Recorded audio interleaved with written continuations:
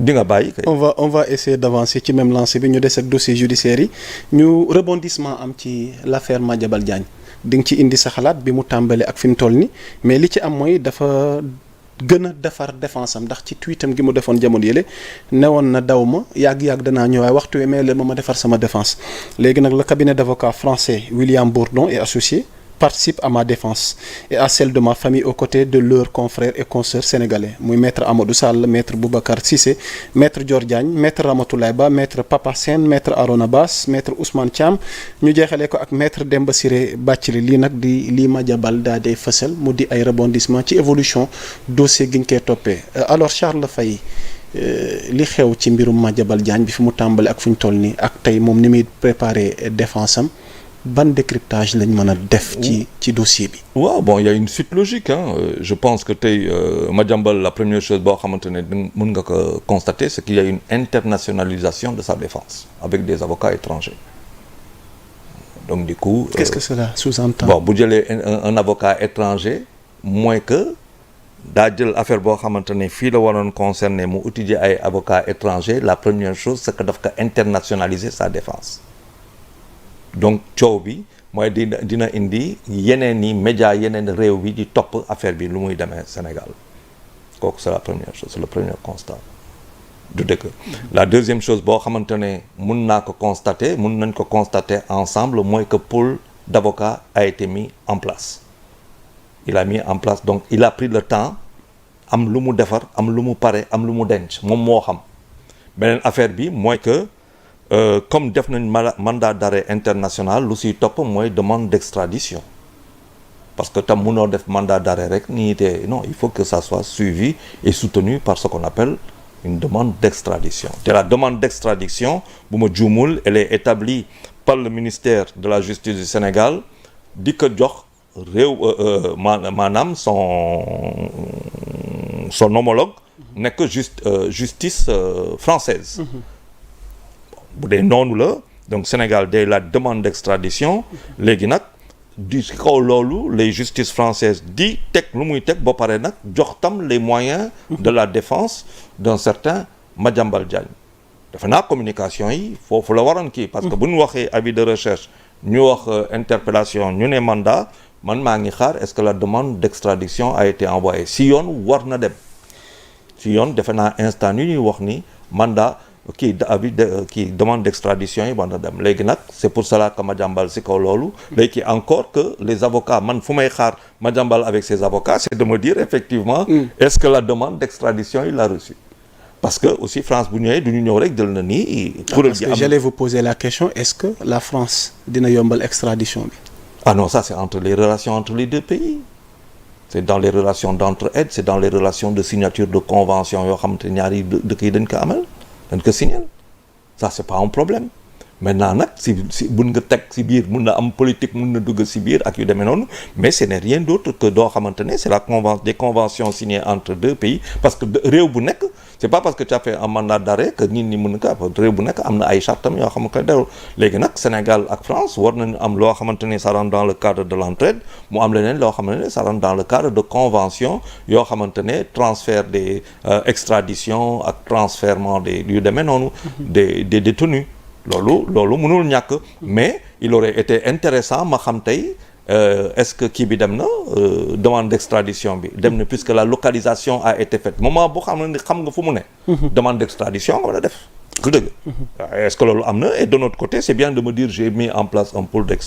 d'avocats mais c'est bien aussi de me dire que la demande d'extradition a été faite et je suis en défense par rapport à cette demande d'extradition. Ok alors ñenn ñi bëgg a xam Madiambal Diagne ci lan la sukkandiku lan la téye ndax ñenn ñi dañ ci gis ni dafay défier tey jii ni suñu autorité dafay défier justice ku mën a génn ci réew mi ci conditions yi mu génnee ba loolu indi na ay sanctions au sein sax de la police nationale mu mën a dem am ñu posé waale sax un problème de sécurité suñu frontières yi état bi na ci jël ay matuwaay. Alors Madiambal Diagne mi ëllëgam ak dossier bi Charles Faye. Je pense que bon dafa am loo xamante ne yenn peut-être ay gisaane la wa ko tu veux émettre un avis forcé. mais il faut quoi voilà il faut se détacher des choses. affaires yi mooy les faits qui précèdent les faits moo am solo. faits yi rek ñoom ñoo am solo faits yi mooy lan mooy bu muy dem aéroport lan moo fa amoon lan moo fa amuloon mu jógee aéroport disparaître et puis après ne man maa ngi biir réew c'est kaw loolu tout ce qui s'est passé loolu moo am solo et pour moi c'est ça les faits le journaliste que je suis c'est sur ces faits là que je me retrouve maintenant ay war na dem warul dem kooku mooy wax loo xamante ne ay dugg si dans des nivellements de valeur ay di wax loo xamante ne sa yëg man neewuma si yooyu ay waxu yëg-yëg la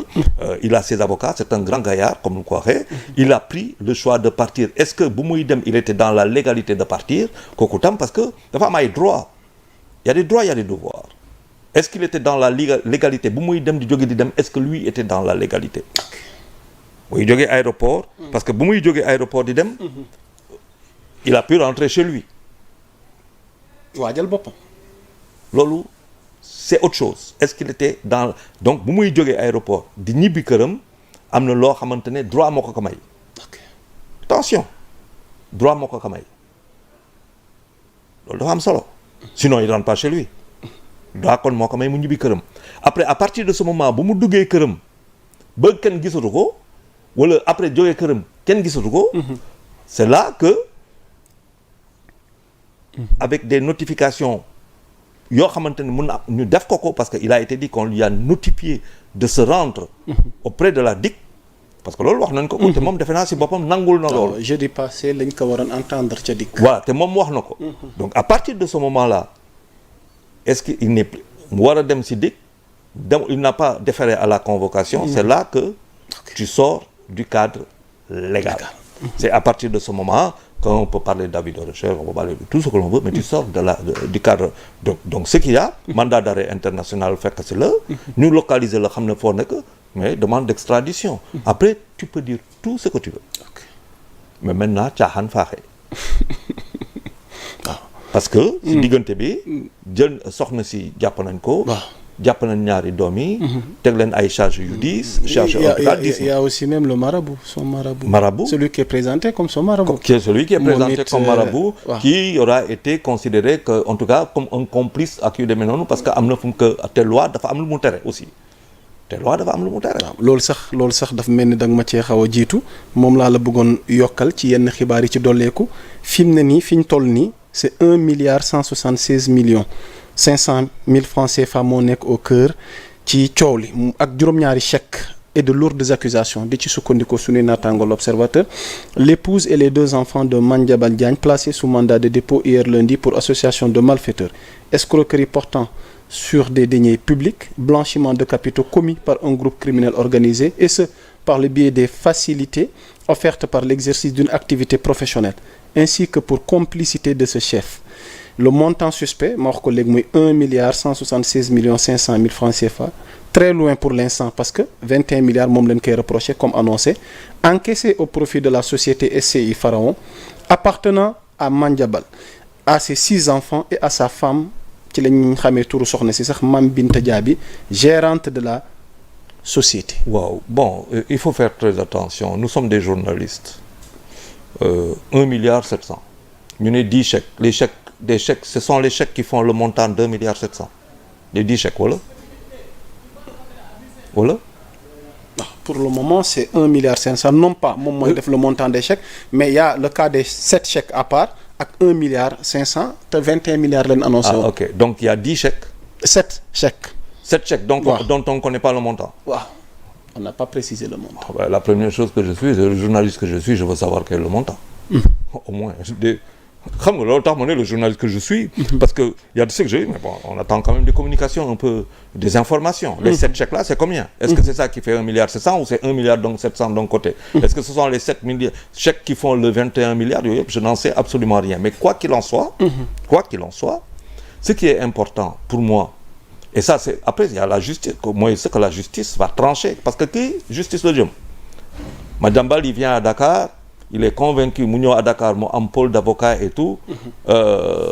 il vient à Dakar il y a de fortes chances qu'il vienne à Dakar qu'il y ait un mandat de dépôt garde à vue mandat de dépôt et tout ça et après maintenant ça va en instruction ça prend tout le temps que ça doit prendre et là c'est ça devient une affaire de justice. C'est-à-dire au moins pendant 6 mois, pendant 7 mois, voire même peut-être un peu plus, on peut ne pas en parler jusqu'à ce que, en fonction des... kooku c'est la justice. Kooku man je suis pas dans la justice, je sais pas. Donc wax bi dina bëri coow bi dina bëri. Mais voilà loolu mën a jàpp. Maintenant est-ce que c'est 21 milliards parce que loolu yëpp lan la indi. Au début on parle de 21 milliards, après on te parle de 1 milliard 700, après on te parle de 10 chèques, après on te parle de 7 chèques. Tu ne sais pas. Moi j'attends de voir. Donc c'est une affaire boo xamante ne la clarification elle sera faite au tribunal. Mais balaa boobu il a lu am solo c'est l'extradition. Kan lay ñëw Sénégal. kañ lay ñëw Sénégal parce que tam loolu mun na yàgg. kañ lay ñëw ay procédure la. kañ lay ñëw Sénégal voilà question boobu la ñëpp di poser. voilà loolu yëpp et ça rentre dans fan le lañ cadre. jëm ak mbir mi. non pas waaw c'est-à-dire il faut wax affaire yi de manière professionnelle simple. Factuelle. Il y a une demande d'extradition que la justice française reçoit et c'est sur cette base-là que la justice française déploie un certain nombre de choses par rapport à Madiambal pour dans la perspective indi ko Sénégal c'est kaw loolu moom il est parti mu teg en place avocat lu mu njëkk a teg avocat tubaab donc demande d'extradition boobu day France la nekk avocat bi tout de suite waaw. opposition ak yu demee noonu commencé liggéey patati foofu donc procédure bi en attendant Madiambal qui sait pourquoi il est parti oui moom rek moo xam pourquoi mu dem yow xamoo ko xamuma ko léegi lan la fa yor lan la fay pare ak loolu yëpp xaw ma si dara loolu tax ma ne il a internationalisé la première chose internationalisé sa défense internationaliser la procédure parce que léegi et là boo xoolee depuis boobu déggatoo dara tey ñu ne j'ai mis en place un pôle d'avocats lu mu njëkk a wax tubaab lu turu tubaab loolu jox waaw te mu ngi France donc France doo jóg nii nag il a mis un avocat bi day toog wax et puis voilà donc affaire bi ça va on va voir le temps que ça va prendre l'extradition. Exactement. Et il va falloir suivre quelle est la communication d'ailleurs aussi bien du pôle d'avocats moom la communication locale au niveau du pouvoir parce qu'il y a une communication de la justice peut-être sénégalaise ak yooyu yëpp parce que affaire bi dafa dem vitesse et puis tout d'un coup frappe. ok beneen dossier sax ci lañ jëm moom itamit defe naa bëgg nañ ci am sa xalaat parce que li ëpp ci askan wi ba tey ñoom ils ont du mal à comprendre fa nu déparé ak dossier bi muy mbirum Mansour Faye ñu xëy ñu ne libéré nañ ko provisoirement sous contrôle judiciaire mais pour contestation sérieuse mais li ëpp ci askan bi ci sunuy liggéey taskatu xibaar ñenn ñi boo leen laajee ñoom nee nañ attends ak leen fi wax lépp ci wàllu Covid bi ak leen koy toppee ci surfacturation alors ñu mujj ñoo wax ni pour contestation sérieuse dañ koy may mu génn en attendant ndax ba tey condamnation amagul xamaguñu fu ñuy mujjee dossier bi mais est-ce que finalement monsieur Charles Faye la montagne risque d'accoucher d'une souris ci mbirum Mansour Faye. waaw cette affaire si tu l'abordes par l'émotion tu comprends voilà sa yëg-yëg ngay wax affaire bi c'est il faut avoir beaucoup de froideur beaucoup de lucidité boo koy aborder yow yaa ko wax contestation sérieuse te droit moo tëral contestation sérieuse. Exactement. waxul contestation rek yameloo ko foofu dafa ne sérieuse yokk ko si te droit moo ko nangu. ok moom si kaw droit si kaw contestation sérieuse yi mu teg si le juge bi sukkandiku toog xool ni bon kii jarul ma koy téye dans les liens de la détention mën naa ko bàyyi mu dem këram parce que si kaw lu mu koy topp ni dossier yu fi nekk amul lu mu si mën a changer. amul lu mu si mën a changer tout le dossier est là. liñ koy toppee lim ci indi weddi ko dafa leer. loolu yëpp ngi fii. weddi maanaam c'est à la disposition du juge. ok lu mu yor nii moom contesté na ko mënuñu génnee leneen ça veut dire amul yeneen preuve yu mu dem mën a dem changer fële nëbb fële amul ak ñu mun a waxal. puisque il a fait une contestation sérieuse ça veut dire que boobu xam nga loi droit. Ce n'est que de l'interprétation. Ça veut dire que ces avocats ont trouvé une belle parade pour mettre en place dans le dispositif de défense nga baax ma ci tubaab bi la contestation sérieuse ay passe-passe droit faaw ko ñu nangu ko droit science la dafa bëri subtilité tamit. droit subtilité la droit interprétation bëri la ay sew-sew. dafa droit avocat bi da lay défendre ne la damaa bëgg a xam est-ce que tu da ngay plaider coupable ou non coupable nga ne avocat bi je suis coupable mais je ne veux pas bëgguma fanaan 30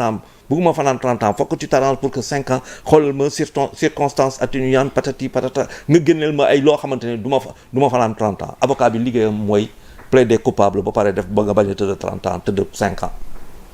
loolu léegi nga bëgg a ñëw di ne avocat bi nii la selon sa yëg-yëg non yaa ngi juum donc si kaw contestation sérieuse googu juge bi day xool en âme et conscience j'ai tous les éléments yoo xamante ne en ma possession mënuñu ko changer mënuñu dem falsifier leneen feneen ba changer lu court donc ma ne kii dama koy teg en lu mu tudd libération contrôle judiciaire mu ñibbi këram maintenant lu si des bataille de kii la bataille lay doon ba juge bi mun na toog xool mun na ko classer loolu yëpp après ça c'est à l'appréciation du juge mais lan lay woon mooy que d'une part il y a day woon contestation sérieuse bon écoute ces avocats ont bien vu le juge il estime que mun na ñibbi léegi après lu si des mooy nit ñi seen yëg-yëg la ñuy mooy ñëw ay non justice bi doxul ay yu demee noonu mais tom et si les journalistes sont là dans cette dynamique là de kii mooy que on a pris part alors qu'on doit pas prendre part on doit analyser on doit rendre compte on doit à la limite on peut commenter comme on veut mais ça c'est très personnel. Ok alors on va essayer d'avancer ñëw ci beneen xar kanamu actualité